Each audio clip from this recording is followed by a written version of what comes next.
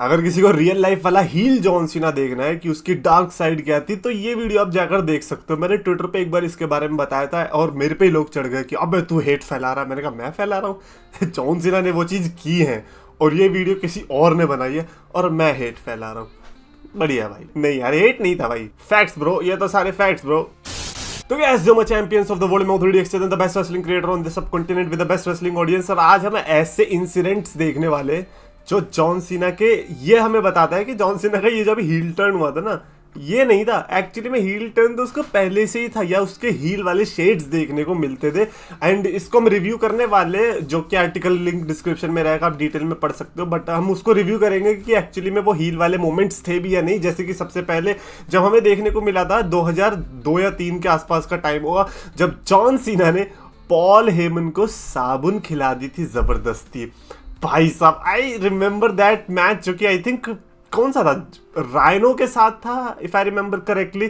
तो John Cena और rhino का मैच था और जो हारेगा उसको ये अपेरेंटली कंडीशन करनी पड़ेगी। तो राइनो के साथ कुछ नहीं था, उसके जो ये मैनेजर है पॉल हेमन, उसके साथ था। और पॉल हेमन तो वहां से भाग लिया, लेकिन जॉन सीना और क्रिस बेनोआ ने मिलकर जो उसको साबुन खिलाई है जबरदस्ती।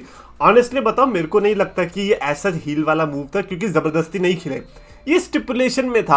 अगर आप स्टिपुलेशन में हो रहा, वो नहीं कर रहे हो तो दिक्कत है। अब अगर स्टिपुलेशन ना होती और तब साबुन खिला रहे होते तो आई थिंक तब हील मूव होता। तो आई थिंक इसको मैं देना चाहूंगा wrong, not a heel move. अगले पे बढ़ते हैं कि जॉन सीना ने ट्रैप कर दिया पॉल हेमन को एक ऑफिस के अंदर। ये आपको याद होगा, इसकी क्लिप भी बहुत वायरल होती है, जब वो पॉल हेमन को अंदर रख दिया है और फिर ग्रेट खली को बाहर बोलता है कि इस पर तुम नजर रखना, ऐसे हिंदी में कुछ बोलने की कोशिश करता है। वो क्लिप बहुत वायरल हुई होगी। और ब्रॉक लेसनर, मतलब उसका ये था कि ब्रॉक लेसनर आए इसको बचाने और फिर मैं उसको पीटूं। अल्टीमेटली ऐसा होता भी है, बट ये बैड गाय की निशानी है कि आप एक बूढ़े इंसान को देखो, उनसे तो बूढ़ा ही था वो, तो ऑब्वियसली उस बूढ़े को एक ऐसी जगह पे रख लो जहाँ पर ना खाने को, ना पीने को, ना सोने को, ना हवा आने को। तो ऐसे में ऑब्वियसली एक बैड गाय की इमेज दिखेगी। तो आई वुड से कि हाँ, यहाँ पर हील वाला शेड तो यहाँ पर जॉन सीना का दिखने लग गया था। बट मैं कसम से बता रहा हूँ कि अगर आपके सामने ब्रॉक लेसनर जैसा इंसान है ना, तो फिर आपके हील फेस वाली चीजें काम नहीं आती। फिर तो भैया सर्वाइवल मांगता है, कैसे भी करके बस इस बीस्ट के आगे बच जाओ, और कुछ नहीं चाहिए हमें। सो आई डोंट थिंक नेसेसरीली कि ये उतना हील मूव था, बट आई गेट इट यार, ब्रॉक लेसनर है वो सामने, कम ऑन, इतना तो चलता है। अगला है जॉन सीना ने जब क्लोज लाइन मारा ECW के रेफरी को। ओह वाह, ये वाला टाइम था जब RVD के साथ मैच था और जॉन सीना के ना रेफरी के साथ पंगे रहे हैं।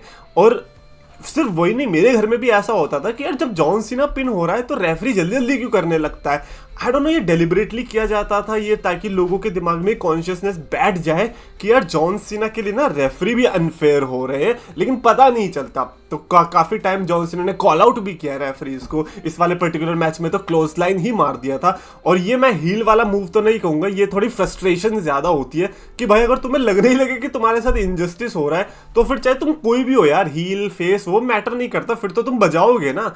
ऐसा थोड़ी कि अच्छा तू मेरे साथ नाइंसाफी कर रहा है, चलेगा मैं तो फिर भी लड़ूंगा, ऐसा करेगा तो बेवकूफ लगेगा भाई। तो आई डोंट थिंक सो कि दैट्स अ हील थिंग। भाई वो अपने आप को प्रोटेक्ट कर रहा था। अगला है जो कि डेफिनेटली मेरे को हील मूव लगा था, वो था John Cena kissing Eve Torres. और रिमेंबर दैट टाइम जब जैक राइडर वो उस पे व्हील चेयर पे आ गया था, यहाँ पे नेक ब्रेसेस वगैरह पहन रखे थे, केन के साथ फ्यूड चल रही थी, केन उठा के ले जा रहा था ईव टोरेस को एम्बुलेंस में, बट पीछे से हम क्या इतना पोपट, मतलब केन भाई उठा के ले जा रहे हो, आगे रख लो, पीछे रख रखा, उसने गेट खोल के आ गई बाहर जॉन सीना के उस पे, और जॉन सीना ने लपेट लिया। और जैक राइडर वहां पे देख रहा है कि है मेरा पोपट हो गया है, यहाँ पे मेरे से मेन इवेंट सीन और चैंपियनशिप छीनता है, लेकिन ये तो लड़कियां भी छीन रहा है।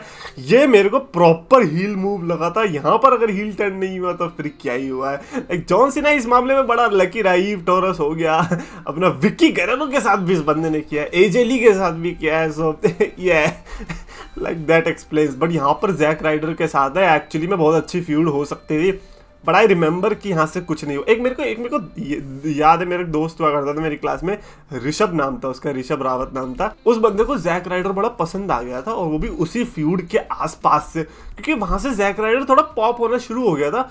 But then nothing happened, he was our generations Rusev Day कि हाँ भाई जैक राइडर इतना अच्छा, ये वो, but then not Jack Ryder की गलती बट डब्ल्यूडब्ल्यू की गलती, their ability to showcase only John Cena John Cena John Cena John Cena, तो बस वो जॉन सीना ही रह गया और जैक राइडर कभी आगे बढ़ ही नहीं पाया, जो कि मेरे को लगता बहुत अच्छे से बढ़ सकता था। However this was definitely a heel move, kissing somebody's girlfriend.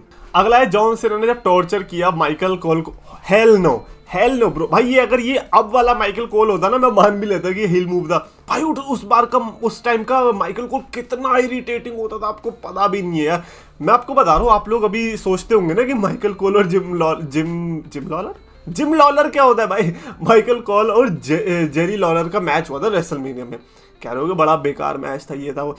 भाई आप उस टाइम पे रहते तो, मैं कसम से बता रहा हूँ, एज और एल्बर्टो डेल रियो के मैच से ज्यादा मैं इस मैच के लिए एक्साइटेड था, क्योंकि माइकल कोल ने जितना इरिटेट किया था ना, मैं इतना चाहता था कि जेरी लॉलर कैसे भी करके बस जीत जाए। जेरी लॉलर के पास कुछ नहीं है भाई, क्या है वह माइकल कोल जैक स्वैगर को लेके घूम रहा है। तो भाई ऐसे बंदे को अगर आप टॉर्चर कर रहे हो, प्लस वो अपनी अनाउंसमेंट टिडिडन वो आती थी, तो भाई उस बंदे को अगर आप टॉर्चर कर रहे हो तो आप हील बिल्कुल नहीं दिख रहे, आप उल्टा मसीहा दिखोगे भाई। So I don't think so that's a heel move, like say whatever you want, but I think Michael Cole deserved everything at that time. अगला है जॉन सीना फैट शेम्ड विकी गरेरो। भाई ये अगर आज की डेट में हुआ होता तो अल्टीमेटली हील टर्न तो हो ही गया था।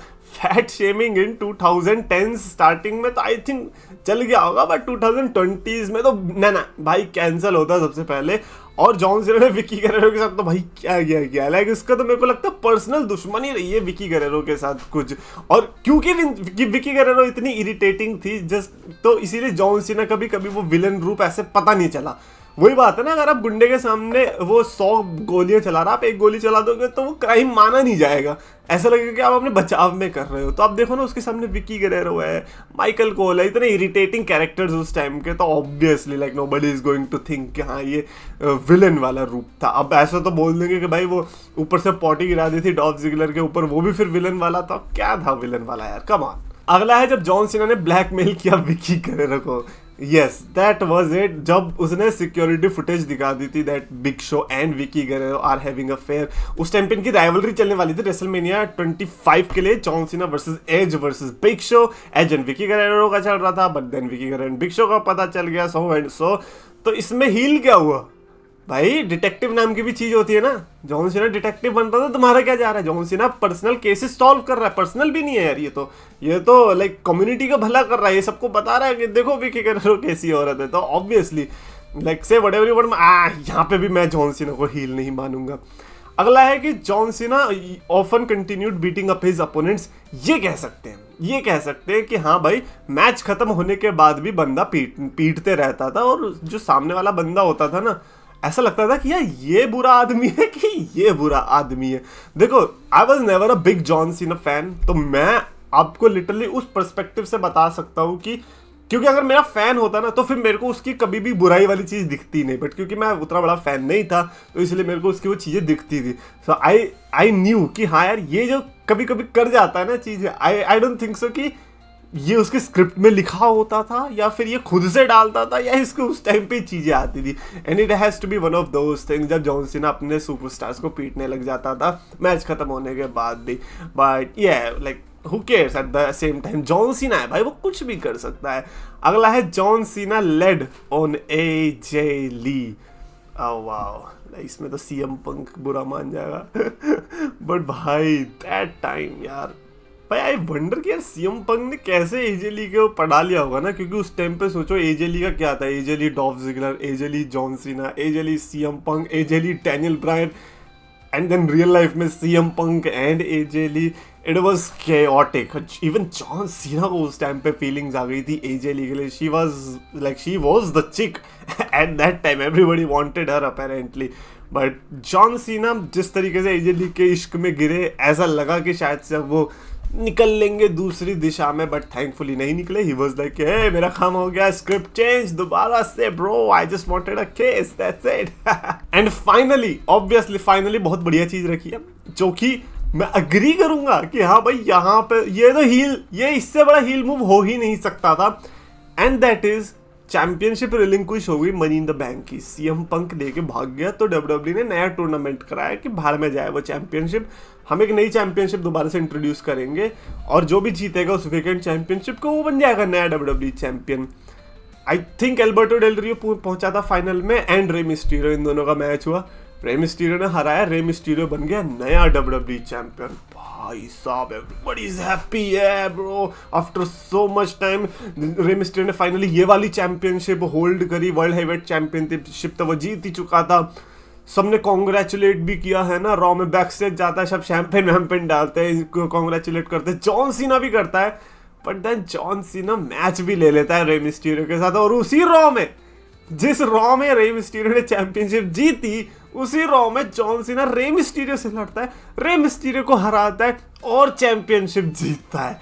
Like if that is not the ultimate heel move, मुझे बताओ, क्योंकि सामने कोई दूसरा बंदा नहीं था, सामने था Rey Mysterio, and Rey Mysterio is one of those guys जिसके सामने कोई भी हो अपार्ट फ्रॉम 2015 या 14 का डेनियल ब्रायन, उसको हेट मिलनी है। एंड टू से कि जॉन सीना ने रे मिस्टीरियो को हराया और उसके बाद भी हील टर्न नहीं हुआ, this is insane. But that अगर आप किसी से भी पूछोगे कि जॉन सीना का एक ऐसा हील मूव बताओ, आई थिंक वो इसी का नाम लेने वाले। Like that was a bad night for Rey Mysterio. By the way coffee Kingston ने हील टर्न कर लिया, जॉन सीना ने कर लिया, क्या रे मिस्टीरियो भी करने वाला है? और अगर रे मिस्टीरियो ने नहीं किया, अल्टीमेट बेबी फेस की लिस्ट में नंबर 1 पे आ जाएगा वो। खैर कमेंट्स में आप अपने थॉट्स लिख के बताना रिगार्डिंग एनी ऑफ दिस। आपको क्या लगता है, कभी आपको ऐसा लगा था कि यार अब जब भी अपने लाइफ टाइम में, स्पेशली जॉन सीना फैन से मैं पूछना चाहूँगा कि कभी ऐसा लगता था आपको कि यार अब तो जॉन सीना को या तो बुरा हो जाना चाहिए या यहाँ पे बुरा हो गया या नहीं, पता नहीं चल रहा है कुछ ऐसा, क्योंकि ऐसे मोमेंट्स तो आए होंगे। मेरे को याद है कौन सा था वो आयरन मैन मैच जब जॉन सीना और रैंडी ऑर्टन का हो रहा था, भाई उस टाइम पे मैं कितनी बुरी तरीके से चाहता था कि कैसे भी करके भाई रैंडी ऑर्टन को खत्म कर दो और जॉन सीना तू जीत जा भाई। यार वो जॉन सीना ना प्रॉपर अपने आप को उस पोजीशन पे ले आता था कि हर कोई उसको सपोर्ट करने के लिए मजबूर हो ही जाता था, और वो वाला टाइम था भाई, दैट ब्रेकिंग पॉइंट था या ब्रैगिंग राइट्स था, इन दोनों में से कोई पेपर व्यू था।